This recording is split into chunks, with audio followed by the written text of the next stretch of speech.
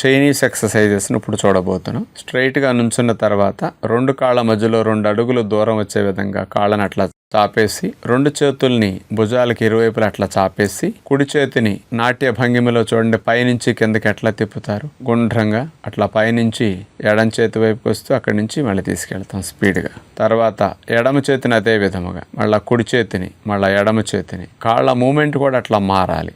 Ankle moment చూడండి, ఇటించి అటు అటించి ఇటు, right to left left to right movement పాదాల్లో అట్లా మార్పు వస్తుంది. ఇటు చేతులకి అటు కాళ్ళకి కింద నుంచి పై వరకు అన్ని అవయవాల్లో కదలికలు వస్తాయి. ఇట్లా కొన్ని రౌండ్ చేసిన తర్వాత ఇక రెండో వ్యాయామంగా స్ట్రైట్గా నుంచుని ఎడమ కాలుని అట్లా పైకి లేపి చేతుల్ని మెల్లి తిప్పి ఎడమ కాలుని అట్లా వెనక పంపిస్తాం. కుడి కాలు మీద బ్యాలెన్స్ చేయాలి. నడుముని ముందుకు ఉంచి ఎడమ కాలుని వెనక చాపటం ద్వారా బ్యాలెన్స్ అవుతుందన్నమాట. చేతులు 2 చాపేస్తాం, అలాగే కదలకుండా ఉండాలి.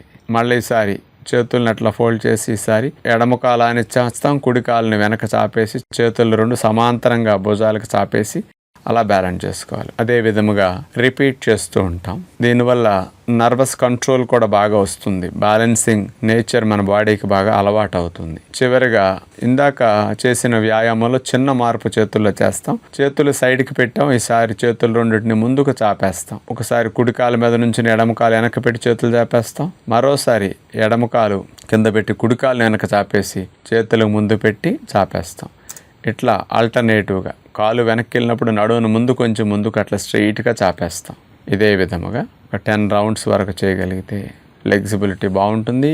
బాగా కింద నుంచి పై వరకు శరీరం అంతా ఎనర్జెటిక్గా అవటం కోసం బద్ధకం పోవటానికి బడలిక తగ్గటానికి చాలా మంచి వ్యాయామాలు ఇవి.